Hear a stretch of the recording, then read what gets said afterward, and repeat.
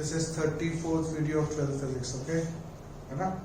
आज अपन पहले तो एक क्वेश्चन करते हैं एनसीईआरटी का, सॉल्ट टेम्परेचर कोएफिशिएंट और रेजिस्टिविटी पे, है ना। वो सब कुछ ने किया होगा, कुछ ने नहीं किया होगा, इसलिए मैं करा देता हूँ। Example 3.4, the resistance of the platinum wire of a platinum resistance thermometer at the ice point is this much and its steam point is 5.23 ohm. When the thermometer is inserted in a hot bath, the resistance of the platinum wire is 5.795 ohm. Calculate the temperature of the bath. ठीक है, तो देखो बच्चों, इसके लिए पहले formula derive करेंगे। देखो इसमें क्या कर रखा है, R0 दे रखा है यानी 0 डिग्री सेंटीग्रेड पे, R100 दे रखा है और जो अननोन टेम्परेचर है उस पे रेजिस्टेंस दे रखा है। तो अपने को वो अननोन टेम्परेचर यानी थीटा फाइंड करना है। टेम्परेचर को थीटा कंसीडर कर रहा हूं, ठीक है ना। ये जो फॉर्मूला अपन डिराइव करेंगे वो टेम्परेचर थर्मोमीटर का बेसिक प्रिंसिपल है, ठीक है। जो अपना मरकरी का थर्मोमीटर होता है वो बहुत कम रेंजेस के लिए होता है, ठीक है। जब वाइड रेंज की होती है तो दूसरे तरीके के थर्मोमीटर्स निकाले जाते हैं। तो उनमें से एक है हीट पे, मतलब रेजिस्टेंस टेम्परेचर पे जो डिपेंडेंस है उसके अकॉर्डिंग अपन टेम्परेचर मेजर करते हैं, ठीक है। अब देखो कैसे कि अल्फा को अपन ने डिफाइन किया था are theta minus R0 upon R0 और टेम्परेचर डिफरेंस यानी थीटा माइनस 0 यानी थीटा, ठीक है। एक 0 डिग्री सेंटीग्रेड एरिया, ये 0 डिग्री सेंटीग्रेड है। ये R0 is resistance at 0 degree centigrade और R theta resistance at theta degree centigrade, ठीक है ना। तो R theta minus R0 equal to R0 theta alpha, ठीक है। तो ये तो अपने एक इक्वेशन होती है ना। किसी temperature theta, unknown temperature theta पे resistance minus resistance at 0 degree centigrade equal to this. अगर मैं इसी इक्वेशन को R100 minus R0 equal to R0 100 alpha, यानी टेम्परेचर डिफरेंस 100 डिग्री सेंटीग्रेड ले लिया, तो 100 डिग्री सेंटीग्रेड पे मान लो रेजिस्टेंस है R100 minus R0 equal to R0 100 alpha, ठीक है। ये सेकंड इक्वेशन है। फर्स्ट को सेकंड से डिवाइड कर दो, तो ये आ जाएगा R0 theta alpha upon R0 100 alpha equal to R theta minus R0 upon R100 minus R0, ठीक है। ये कैंसिल, ये कैंसिल, तो टेम्परेचर के लिए फॉर्मूला आ गया R theta minus R0 upon R100 minus R0 into 100, ठीक है। ये फॉर्मूला यूज करेंगे। यानी अगर अपन सपोज करो मैंने एक प्लैटिनम का वायर लिया,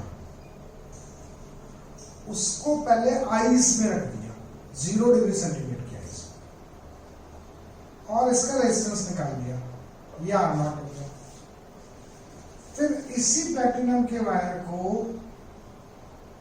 उबलते पानी में रख दिया, ठीक है। मतलब उबल रहा है, ठीक है ना।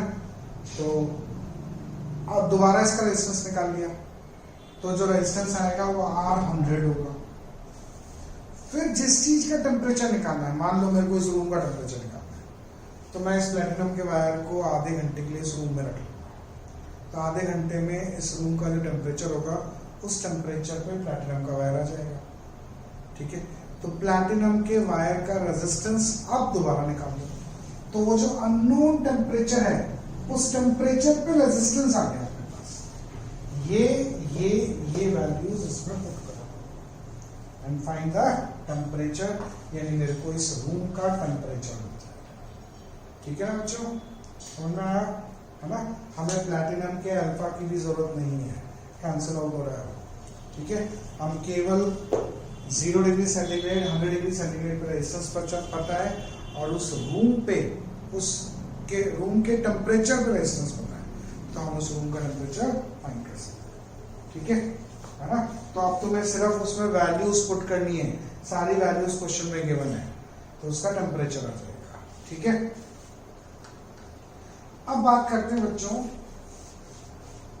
Resistances in series and parallel. ये क्वेश्चन 8.4 था, 3.4 सॉरी बच्चों, एग्जांपल 3.4।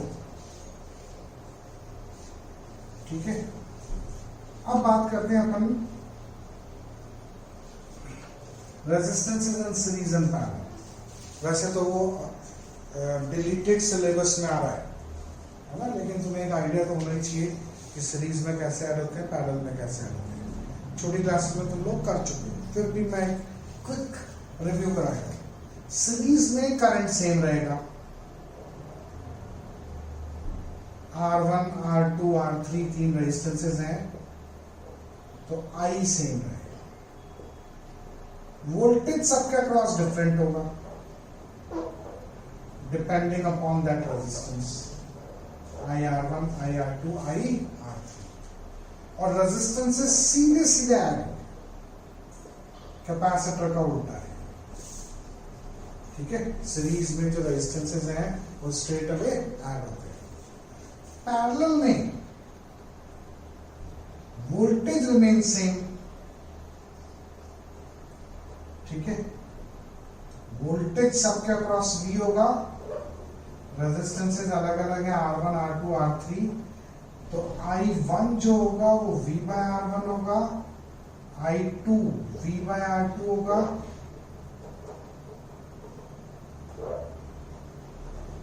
और I3 V by R3।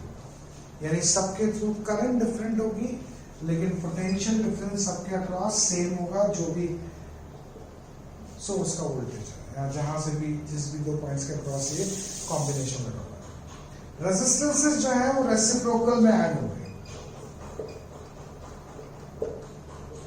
यानी reciprocal of equivalent resistance is equal to sum of reciprocals of each individual resistance। Series में ऐड करने पर रेजिस्टेंस बढ़ेगा, पैरेलल में ऐड करने पर रेजिस्टेंस घटेगा। ठीक है, ये ध्यान रखना बच्चों, है ना। सीरीज पैरेलल के क्वेश्चंस तो मैं भेज दूंगा, है ना, वो थोड़े से ट्राई कर लेना। अब देखो एक टाइप के क्वेश्चंस और बनते हैं भाई। रेजिस्टेंस होता है rho L by, resistance is rho L by A. ठीक है, अब मान लो मैंने कॉपर का वायर लिया जिसका area of cross section A है, लेंथ है। ठीक है, इस कॉपर के वायर में और वायर ऐड करके लेंथ डबल कर दी, और वायर ऐड करके लेंथ डबल कर दी, तो नया रेजिस्टेंस क्या हो जाएगा, रो 2L बाई, यानी सीधे सीधे 2R हो जाएगा, है ना। इसमें तो कोई बात नहीं है। लेकिन अब क्वेश्चन ये नहीं है, क्वेश्चन है कि इस कॉपर के वायर को स्ट्रेच करके डबल लेंथ कर खींच दिया इसको। अब जब हम कॉपर के वायर को स्ट्रेच करेंगे तो भाई स्ट्रेचिंग होगी तो इसी मटेरियल के कॉस्ट पे, तो इसका जो एरिया ऑफ क्रॉस सेक्शन है वो कम हो जाएगा, और लेंथ हमने डबल कर दी। लेंथ हमने क्या कर दी, डबल कर दी। ठीक है, दोनों केस में अब इसका एरिया ऑफ क्रॉस सेक्शन क्या होगा, ए डैश। दोनों केस में क्या सेम रहेगा, वॉल्यूम, क्योंकि उसी वॉल्यूम को स्ट्रेच किया है। तो इस केस में वॉल्यूम AL, इस केस में volume A dash into 2L। ठीक है, तो इसका मतलब A dash is equal to A by 2, क्योंकि लेंथ डबल हो गई तो इस केस में वॉल्यूम क्या हो जाएगा, A डैश इंटू 2L। लेकिन दोनों वॉल्यूम सेम होने चाहिए, तो A डैश A बाय 2। ठीक है, तो नया जो रेजिस्टेंस होगा rho L dash upon A dash, rho L dash is 2L, A dash is A by 2, तो इट इज 4, ये 2 ऊपर जाके मल्टीप्लाई हो जाएगा इससे, तो 4 रो L by A, तो R dash is 4R। ठीक है, समझ में आया बच्चों? यानी रेजिस्टेंस विल बी 4 टाइम्स, क्योंकि लेंथ डबल हो गई, area of cross section half हो गया, तो दोनों ही फैक्टर्स रेजिस्टेंस इंक्रीज कर रहे हैं। अब इसको जनरलाइज करो, ठीक है, यहां तक तो हो गया खत्म। अब ये एक तरीके से नेक्स्ट, अगर n टाइम्स लेंथ बढ़ा दिया, ठीक है, तो यहां n, यहां n, तो जो नया एरिया होगा वो A by N हो जाएगा। ठीक है, ये तो सेम रहेगा, ये NL, ये A by N, तो ये N स्क्वायर R हो जाएगा।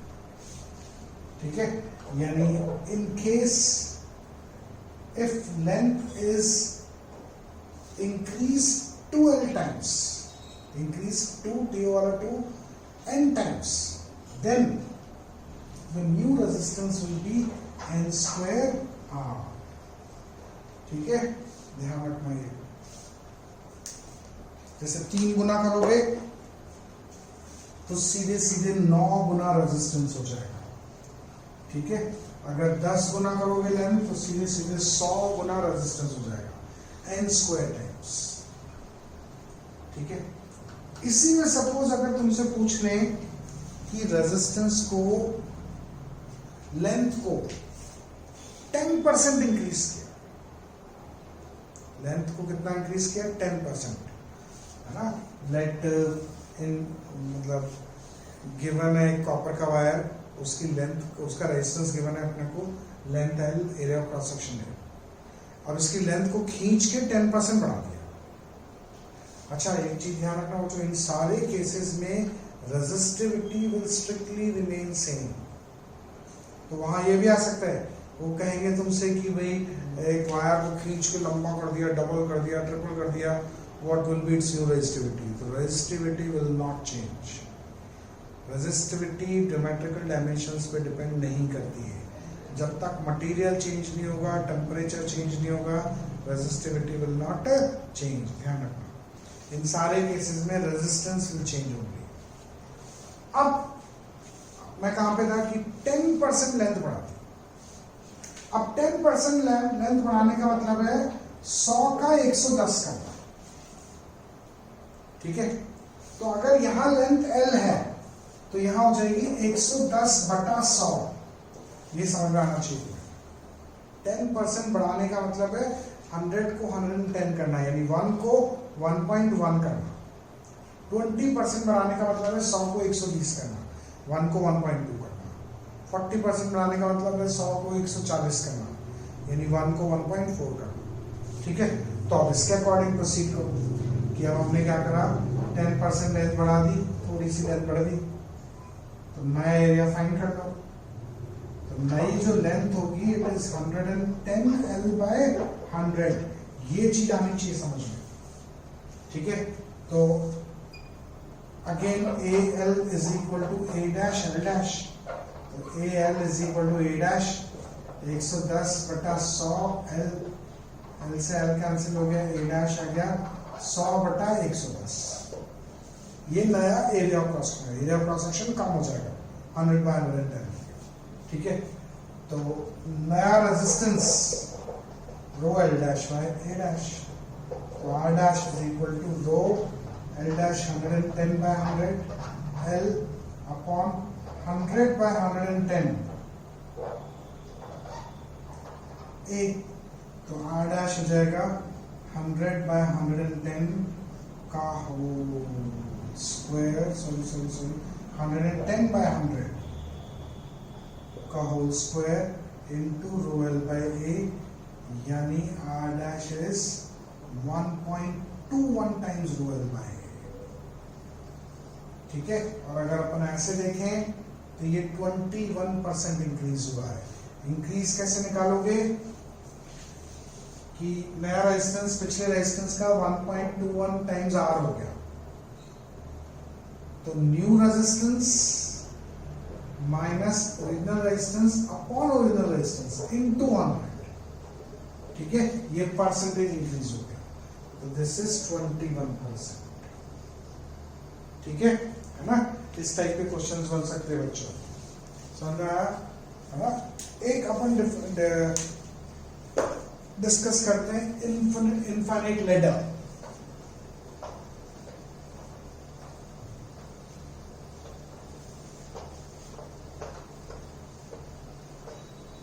ठीक है, एनसीईआरटी में एक्सरसाइज में क्वेश्चन भी है, वैसे आने के चांसेस नहीं है, लेकिन फिर भी तुम्हें पता होना चाहिए।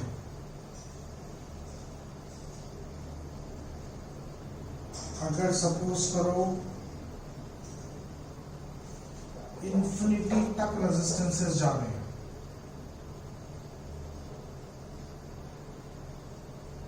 And so on up to infinity, और ये सब 1 1 1 1 1 1 1 1 1 1 ओम है सब। ठीक है, जरूरी है 1 1 हो, लेकिन पैटर्न सेम रहना चाहिए, 1 2 3 1 2 3 1 2 3 स्टेप। मतलब अगर ये सेक्शंस अलग अलग रेजिस्टेंसेस के हुए तो हम कुछ नहीं कर सकते, है ना। एक सिस्टमैटिक पैटर्न है तो सॉल्व कर सकते हैं। ठीक है, क्या करो, इसका इक्विवेलेंट रेजिस्टेंस R मान लो। अब इसमें क्या होता है बच्चों, समुद्र लोटा थ्योरम लगती है। समुद्र लोटा थ्योरम क्या है कि समुद्र में से अगर एक लोटा पानी निकालो, समंदर पे कोई फर्क नहीं पड़ेगा। एग्जैक्टली ऐसे ही अगर ये इंफिनिटी तक जा रहा है तो लेट इट इज समंदर। अगर मैं पहला सेक्शन हटा दूं इसमें से, तो इसके कोई फर्क नहीं पड़ेगा, इसके कोई फर्क नहीं पड़ेगा। इसका मतलब पहला सेक्शन हटाने के बाद उसका इक्विवेलेंट रेजिस्टेंस भी R ही रहेगा। यानी अगर ये R है तो मैं ये हटा दूं यहां से, तो ये भी R ही रहेगा, इसका इक्विवेलेंट रेजिस्टेंस भी क्या होगा, R। तो क्या कल लगाते हैं, देखो समझना ध्यान से, इसको तो नहीं हटाते, इसका इक्विवेलेंट रेजिस्टेंस R, और इस आगे के पूरे को हटा, आगे का पूरा हटा। ठीक है, और इसका इक्विवेलेंट रेजिस्टेंस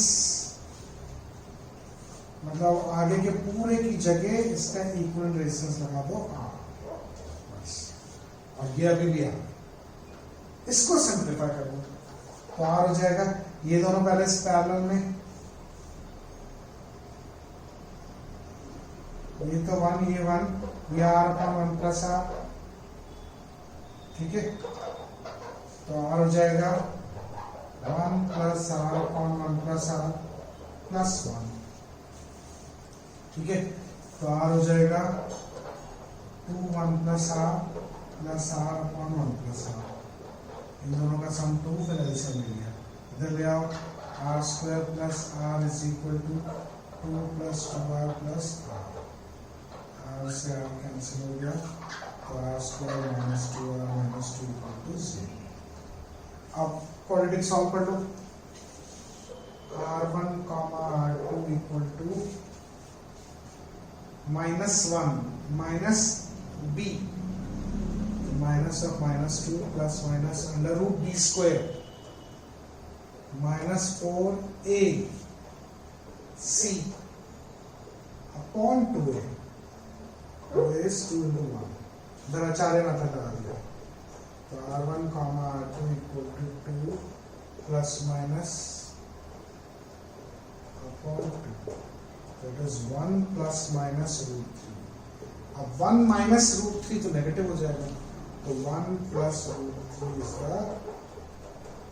राइट आंसर। ठीक है, ओम।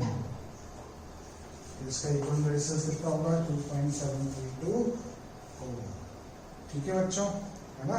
अब आज के वीडियो के संग मैं सिर्फ क्वेश्चंस भेजूंगा तुम्हें सीरीज पैरेलल के, है ना, वो सॉल्व कर लेना अपनी स्ट्रेंथ बढ़ाने के लिए, क्योंकि अब आगे व्हीटस्टोन ब्रिज, पोटेंशियल ब्रिज आएगा, पोटेंशियोमीटर वगैरह आएगा, तो उसमें कहीं ना कहीं सीरीज पैरेलल यूज होगा। ठीक है, क्योंकि ये एज सच डिलीट हो गया है तो डायरेक्टली तो नहीं पूछा जाएगा। ठीक है, बाय बच्चों।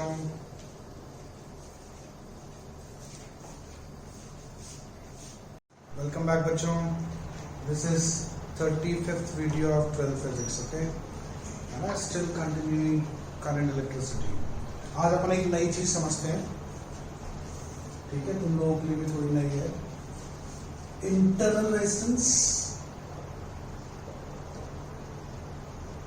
Internal resistance of a cell, in fact of a chemical cell. इस इंटरनल रेजिस्टेंस के कारण दो चीजें होंगी, एक तो ईएमएफ ऑफ सेल होगा और एक terminal potential difference of cell. Terminal potential difference of cell, इसको रिप्रेजेंट करेंगे V से, इसको रिप्रेजेंट करेंगे कैपिटल E से और इसको स्मॉल r से. बेहद इंपॉर्टेंट चीजें थी. ठीक है ना. आगे अब जो भी अपन सर्किट सॉल्व करेंगे उसमें इन तीनों की इंपॉर्टेंस रहेगी. Internal resistance, EMF and terminal potential difference या simply terminal voltage of a cell. सबसे पहले डिस्कस करते हैं इंटरनल रेजिस्टेंस. ठीक है, अब इंटरनल रेजिस्टेंस क्या है बच्चों कि सेल के अंदर केमिकल्स होते हैं. केमिकल सेल की बात कर रहे हैं तो केमिकल सेल के अंदर केमिकल्स होते हैं और केमिकल्स होते हैं तो अंदर थ्रू केमिकल यानी through electrolyte current is carried bye ions. है ना. अगर अपन किसी कोई सा भी सर्किट देखें तो ये रेजिस्टेंस, ये जो सेल है ना उसको ऐसे बना दो, दो इलेक्ट्रोड्स और एक इलेक्ट्रोलाइट. ठीक है, एक्चुअल में सेल ऐसा होता होगा. अंदर केमिकल्स अपन ने क्या कर दिया, उसे धीरे धीरे कॉम्पैक्ट करते चले गए और कितने छोटे छोटे सेल बना दिए. तो अंदर एक्चुअल में केमिकल्स हैं, दो इलेक्ट्रोड्स हैं. अब जो अंदर करंट थ्रू इलेक्ट्रोलाइट कौन करंट कैरी करता है? Positive and negative ions. ठीक है, बाहर कंडक्टर के थ्रू करंट कौन कैरी करता है? इलेक्ट्रॉन्स. ठीक है, इलेक्ट्रोलाइट के थ्रू करंट कौन कैरी करता है? आयंस. सुनो ध्यान से. जैसे अपन इलेक्ट्रॉन्स जब किसी कंडक्टर के थ्रू मूव करते हैं तो उनको ऑपोजिशन ऑफर होता है और उनको बोलते हैं अपन, उसको बोलते हैं अपन रेजिस्टेंस. तो रेजिस्टेंस का अपने को सब कुछ पता है, रो एल बाय. ठीक है, एग्जैक्टली ऐसे जब इलेक्ट्रोलाइट के थ्रू आयंस मूव करते हैं तो आयंस के फ्लो को भी ऑपोजिशन ऑफर होता है. And that opposition inside chemical cell is termed as internal resistance of a cell. The opposition offered by the electrolyte to flow of ions inside a chemical cell is internal resistance of a cell. हर cell को अपन ऐसे देख सकते हैं कि उसके अंदर एक छोटा सा रेजिस्टेंस लगा हुआ है and that छोटा सा रेजिस्टेंस is internal resistance. ठीक है, that छोटा सा resistance is what? Internal resistance.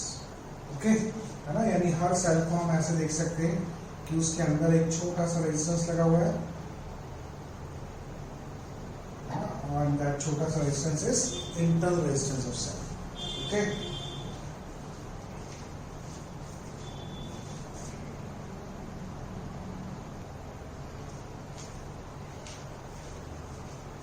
अब इसको कभी भी तुमने ऐसे बना हुआ नहीं देखा. इंटरनल रेजिस्टेंस ऑफ सेल को सेल के संग सीरीज में ड्रॉ कर देते हैं.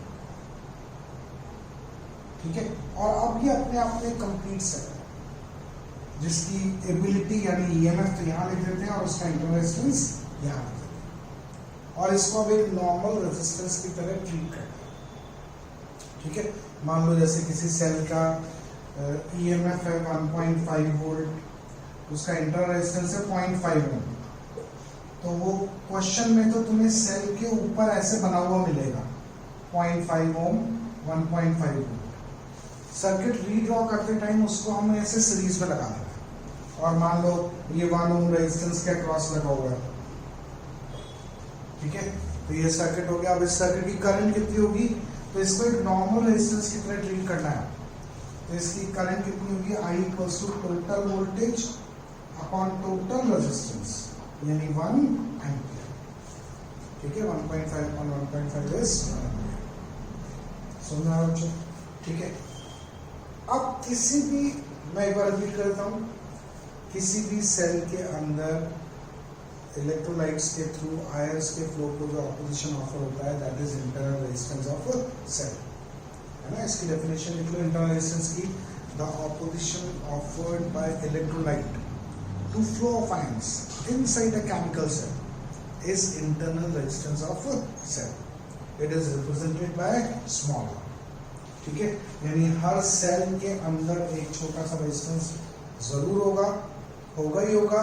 कुछ सेल में वो इतना कम होता है कि उसको नेग्लेक्ट कर देते हैं, ठीक है। तो हर सेल को अपन ऐसे देख सकते हैं, लेकिन कभी भी ऐसे ड्रॉ नहीं करते। हम क्या करते हैं, सेल के इंटरनल रेजिस्टेंस को सेल के संग सीरीज में सेपरेटली ड्रॉ करते टाइम ड्रॉ कर देते हैं और फिर उसे एक नॉर्मल रेजिस्टेंस की तरह ट्रीट करते हैं, ठीक है। अब ये इंटरनल रेजिस्टेंस ऑफ सेल जो है ये सर्टेन फैक्टर्स पर डिपेंड करता है, ठीक है। डिपेंडेंस ऑफ इंटरनल रेजिस्टेंस,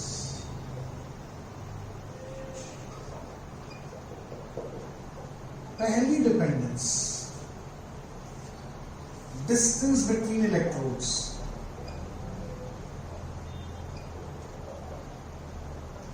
ठीक है। दो इलेक्ट्रोड्स के बीच का डिस्टेंस जितना ज्यादा होगा आयंस को उतना ज्यादा डिस्टेंस ट्रैवल करना पड़ेगा थ्रू इलेक्ट्रोलाइट, तो इंटरनल रेजिस्टेंस उतना ज्यादा होगा। तो as D increases small R increases, ठीक है। दूसरा, डिप्ड एरिया ऑफ इलेक्ट्रोड्स, ठीक है। ऐसे सोच के देखो कि अगर मैं सर्किट के अंदर, मान लो ये किसी सर्किट का पार्ट है सेल, और मैं एक इलेक्ट्रोड बाहर ही निकाल के काट दूं तो सर्किट ही कंप्लीट नहीं होगा। तो एक तरीके से इनफाइनाइट रेजिस्टेंस हो गया। अब धीरे धीरे करके डिप करूं, तो जैसे जैसे मैं इलेक्ट्रोड को अंदर डिप करूंगा वैसे वैसे आयंस को डिपॉजिट होने के लिए जगह मिलना शुरू हो जाएगी, ठीक है। तो जितना डिप एरिया ज्यादा होगा उतना आयंस को डिपॉजिट होने के लिए ज्यादा जगह मिलेगी, तो उतना इंटरनल रेजिस्टेंस कम, है ना। तो डिप्ड एरिया ऑफ इलेक्ट्रोड्स में क्या होगा, ए ज्यादा तो इंटरनल रेजिस्टेंस कम। अच्छा, ये सब टेंटेटिव है, ध्यान रखना। कौन सी पावर पर डिपेंड कर रहा है ये नहीं पता है हमें तो इतना पता है कि डिस्टेंस बढ़ेगा तो इंटरनल रेजिस्टेंस बढ़ेगा, एरिया बढ़ेगा तो इंटरनल रेजिस्टेंस कम होगा। तीसरा factor, nature of electrolyte. Nature of electrolyte बहुत सिंपल सी बात है, जितना स्ट्रॉन्ग इलेक्ट्रोलाइट लोगे आयनाइजेशन उतना ज्यादा होगा, आयनाइजेशन ज्यादा होगा तो इंटरनल रेजिस्टेंस कम होगा, ठीक है ना। तुम लोगों को पता होगा कि जैसे एसिटिक एसिड एक वीक एसिड है, sulphuric acid is a strong acid, है ना। तो अपन एसिटिक एसिड कभी भी यूज नहीं करेंगे केमिकल सेंस में, हम यूज करेंगे सल्फ्यूरिक एसिड, ठीक है। तो जो कौन सा सेल होता है वो प्राइमरी सेल, उसके अंदर अपन सल्फ्यूरिक एसिड को एज अ इलेक्ट्रोलाइट यूज करते हैं, ठीक है। तो सल्फ्यूरिक एसिड क्योंकि स्ट्रॉन्ग इलेक्ट्रोलाइट है तो बहुत सारे H+ और SO4- को आयंस देगा, जितने ज्यादा देगा उतने करंट कैरियर्स बढ़ेंगे, तो इंटरनल रेजिस्टेंस उतना कम होगा। तो इसको लिख सकते हैं अपन, स्ट्रॉन्गर द इलेक्ट्रोलाइट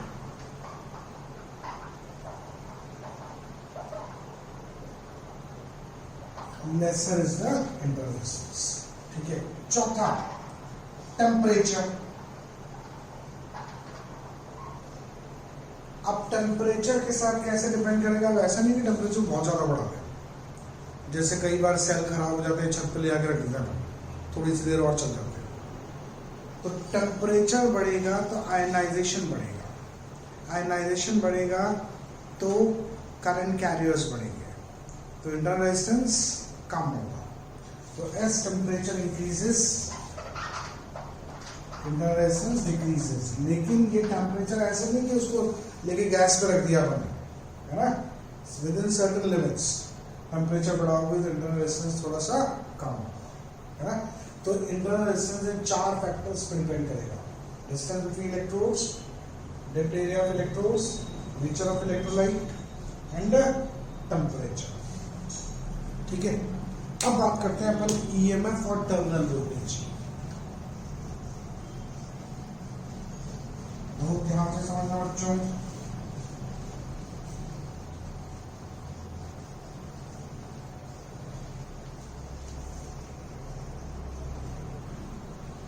देखो अब मैं एक सर्किट बनाता हूं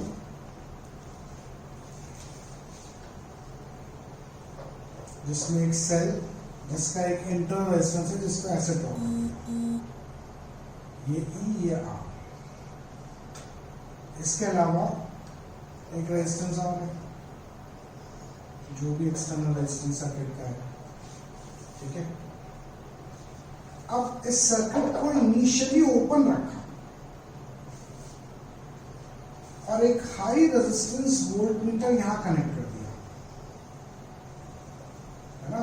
वोल्टमीटर आइडियली एक इनफाइनाइट रेजिस्टेंस का डिवाइस है, सर्किट से कोई करंट ड्रॉ नहीं करता। ठीक है ना, पर practically it is a high resistance device, कुछ ना कुछ करंट तो ड्रॉ कर देता है, तो हम उस करंट को नेग्लेक्ट कर रहे हैं। ठीक है, तो अच्छा, वोल्टमीटर मेजर्स पोटेंशियल डिफरेंस। अब क्योंकि सर्किट ओपन है तो इस सर्किट की करंट जीरो होगी, सर्किट की करंट जीरो होगी तो इस इंटरनल रेजिस्टेंस के अक्रॉस जो वोल्टेज ड्रॉप है वो भी जीरो होगा। भाई वोल्टेज ड्रॉप क्या होता है, V equal to I R. अब I जीरो है तो ये जीरो होगा। इसका मतलब है कि ये वोल्टमीटर इस सेल की एक्चुअल एबिलिटी, क्योंकि इसके अक्रॉस लगा हुआ है, जो सेल का जो पोटेंशियल डिफरेंस है उसको मेजर करेगा। यहाँ मैं सिर्फ ई हटा देता हूँ, यहाँ पे जरूर एक एरो बना के कैपिटल ई लिख देता हूँ। ठीक है, क्योंकि सर्किट में कोई करंट फ्लो नहीं हो रही, इसलिए ये वोल्टमीटर इस सर्किट की एक्चुअल एबिलिटी को रीड करेगा। This is the EMF of circuit, the potential difference across two ends of cell when no current is flowing through cell is called EMF of cell. It is the actual ability of a cell. ठीक है, EMF की definition क्या है बच्चों? The potential difference across two ends of cell when no current is flowing through cell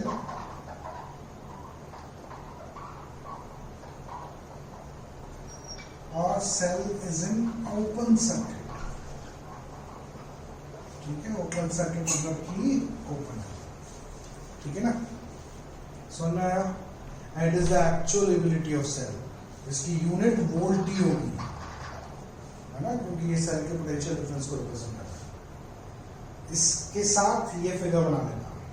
ठीक है, अब second case, अब मैंने क्या करा, ये की अब बात कर रहे हैं टर्मिनल वोल्टेज की, ये तो ईएमएफ था। ठीक है, अब बात कर रहे हैं टर्मिनल वोल्टेज। अब मैंने क्या करा, ये की क्लोज कर दी।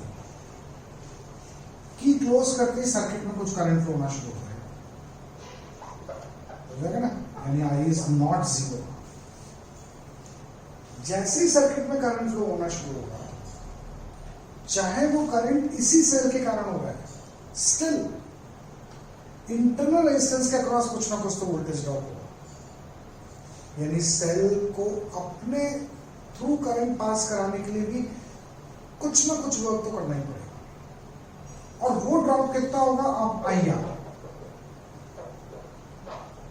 ठीक है, इसका मतलब सेल की जो एबिलिटी है उसमें से खुद कुछ उसके खुद के क्रॉस ही खर्च होगी, तो बची भी बाहर मिलेगी। तो अब ये ई मेजर नहीं कर पाएगा, अब ये कुछ कम मेजर करेगा, एंड दैट इज वी। और वो वी कितना होगा, ई में से ये सबट्रैक्ट कर दो, जो उसकी एक्चुअल एबिलिटी है उसमें से आई आर वाला पार्ट सबट्रैक्ट कर दो, तो this is the terminal voltage. The potential difference across two ends of cell when cell is in closed circuit or some current is flowing through cell is called a terminal voltage of cell, है ना, it is somewhat lesser than the actual ability of a cell, है ना, under normal circumstances, है ना, सब कुछ उल्टा हो जाएगा जब अपन सेल को चार्ज करेंगे, ठीक है। और V और E में रिलेशन क्या हो जाएगा, V equal to E minus I R. पहले अपन टर्मिनल वोल्टेज की डेफिनेशन लिख लेते हैं, टर्मिनल वोल्टेज या terminal potential difference capital V, the potential difference across two ends of cell when cell is in closed circuit or some current is flowing through cell, ठीक है, cell is in closed circuit और some current is flowing through cell, और इसके साथ ये figure बना लेना, ठीक है ना। इसके अलावा टर्मिनल वोल्टेज होगा कितना, E minus I are. Actual ability में से जो इंटरनल रेजिस्टेंस के अक्रॉस वोल्टेज ड्रॉप हो गया उसको हटा दो, है ना, तो दैट इज टर्मिनल वोल्टेज, ठीक है। इसको ऐसे समझ लो कि एक तो बेचारा पतला दुबला बच्चा है, ठीक है, एक गोल मटोल बच्चा है, ठीक है, मस्त मोटा गोल मटोल, इसको 100 जूल दिया कोई काम करने को, इसको भी 100 जूल दिया, ये पतला दुबला है, मतलब दोनों को सेम वर्क परफॉर्म करना है, ये 100 में से मात्र 10 जूल अपने खुद के क्रॉस खर्च करेगा, बाकी 90 जूल से वर्क परफॉर्म करेगा, ये क्योंकि खुद ही गोल मटोल है, खुद के अक्रॉस ही 100 में से 90 जूल खर्च कर देगा, चलो 90 नहीं लेते, कोई और वैल्यू लेते हैं, 70 जूल, बाकी 30 जूल से वर्क परफॉर्म करेगा। तो ये दोनों के ईएमएफ है, ये इंटरनल रेजिस्टेंस के अक्रॉस ड्रॉप है और ये टर्मिनल वोल्टेज है। एक तरीके से इसका इंटरनल रेजिस्टेंस ज्यादा है, इसका इंटरनल रेजिस्टेंस कम है।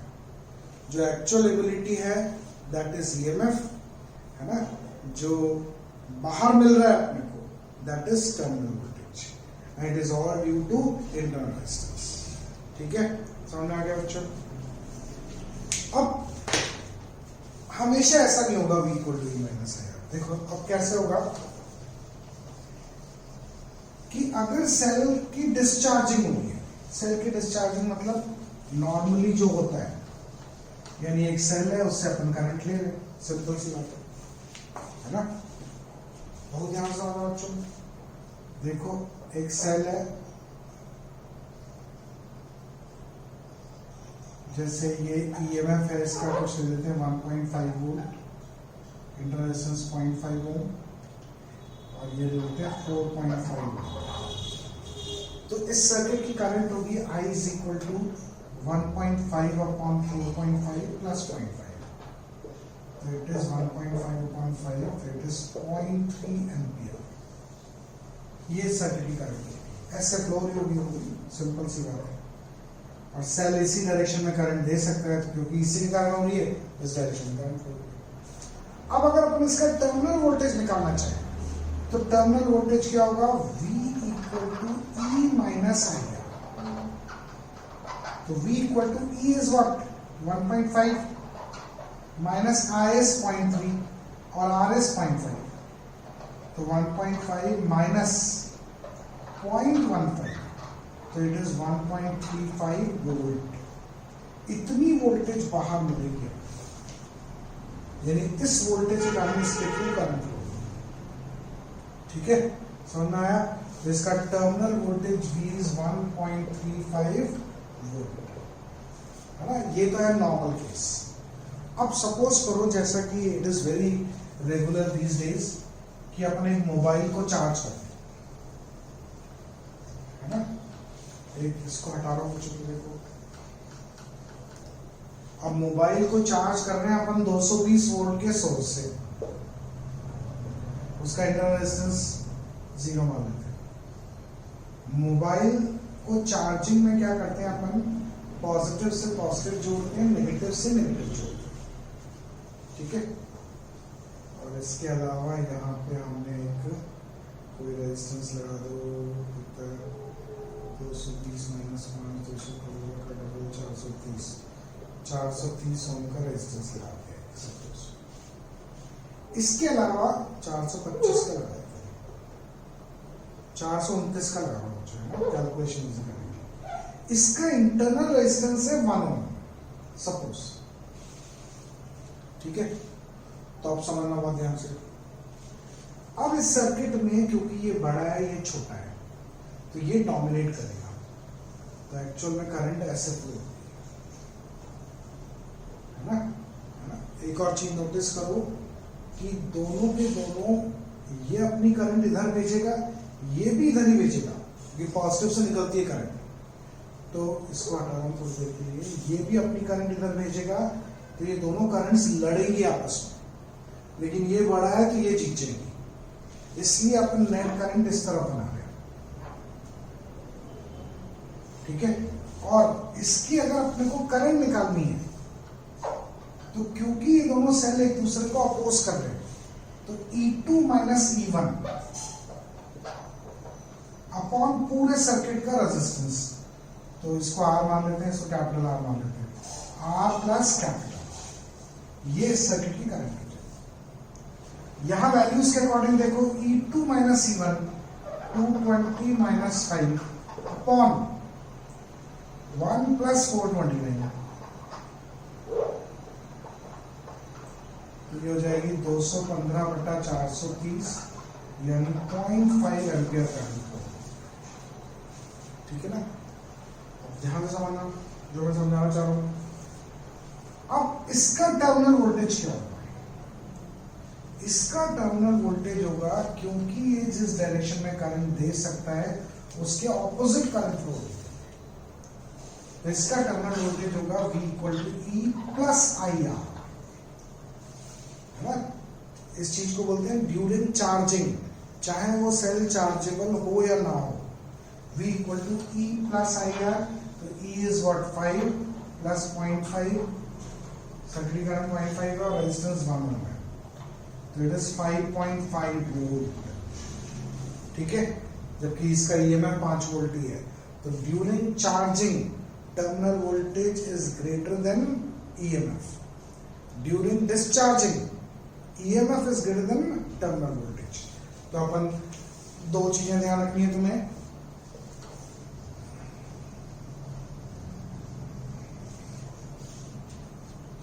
कि सेल जिस डायरेक्शन में करंट दे सकता है, अगर उसी डायरेक्शन में करंट फ्लो हो रही है किसी सेल के थ्रू, तब तो जो टर्मिनल वोल्टेज होगा वो होगा E माइनस IR।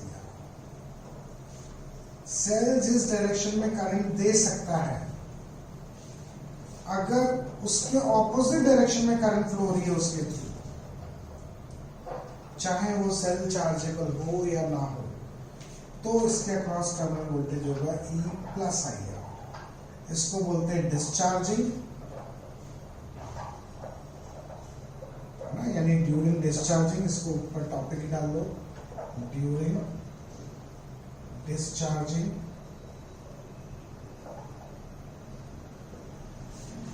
और ये है ड्यूरिंग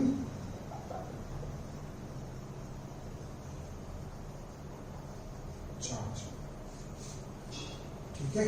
ये है समझ में, है ना, वेरी वेरी इंपॉर्टेंट, है ना। मैं इसके अलावा दो सर्किट्स दिया है, एज इट इज ड्रॉ कर लेना।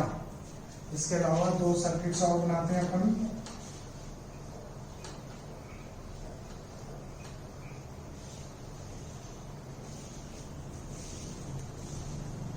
अगर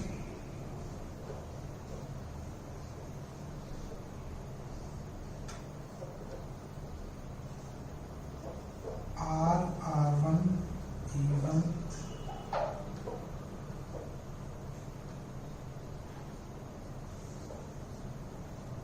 R2 E2, है ना, ये इस तरीके से सर्किट। अब देखो एक चीज नोटिस करो, कि ये अपनी करंट इधर भेजेगा, ये भी इधर ही भेजेगा, तो दोनों करंट्स ऐड हो जाएंगे, तो यानी ये दोनों एक दूसरे को हेल्प कर रहे हैं।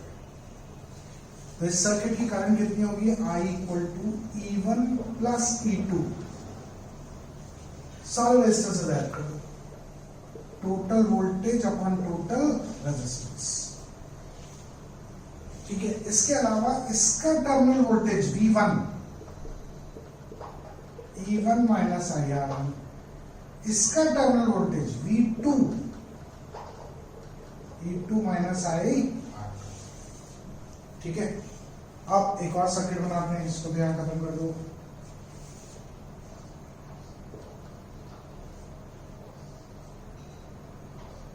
उसमें सेल ऐसे लगे हुए, capital R, R1, E1, E2, R2। ठीक है, अब देखो ये अपनी करंट इधर भेजेगा, ये भी इधर भेजेगा, तो अब ये दोनों लड़ेंगे। इट मींस ये दोनों एक दूसरे को अपोज कर रहे हैं। ठीक है, तो अब जो बड़ा होगा वो जीतेगा, है ना। तो अब हमें नहीं पता कौन सा बड़ा है, तो हम तो एक जनरल डायरेक्शन ले लेते हैं कि मान लो करंट इधर फ्लो हो रही है, करंट इस डायरेक्शन के अंदर सपोज फ्लो हो रही है। ठीक है, तो I कितना होगा अब इसका, E1 माइनस E2 अपॉन सारे रेजिस्टेंस ऐड कर दो, R1 प्लस R2 प्लस, अब टर्मिनल वोल्टेज, इसका टर्मिनल वोल्टेज, क्योंकि इसमें उसी डायरेक्शन में करंट फ्लो हो रही है जिधर ये दे सकता है, तो इसका तो वही होगा जो नॉर्मली होता है, E1 माइनस IR1, लेकिन इसमें ऑपोजिट डायरेक्शन में करंट फ्लो हो रही है, तो एक तरीके से इसकी डिस्चार्जिंग हो रही है और इसकी चार्जिंग हो रही है। तो इसके अक्रॉस टर्मिनल वोल्टेज क्या होगा, E2 प्लस IR2। ठीक है ना, ये ध्यान रखना बच्चों। तो during discharging EMF is greater than terminal voltage, and during charging terminal voltage is greater than EMF of cell। ठीक है, और अगर हमेशा ये स्टिक फॉलो करोगे, total voltage upon total resistance is the current of circuit, तो कभी माप नहीं खाओगे, है ना। सर्किट जरूर ड्रॉ करना है, ये फॉर्मूला अप्लाई करो, है ना। कल अपन इस पे बेस क्वेश्चंस करेंगे, खूब सारे केवल क्वेश्चंस करेंगे ना। ठीक है, अभी इस चीज को अच्छी तरह समझ लेना। बाय बच्चों।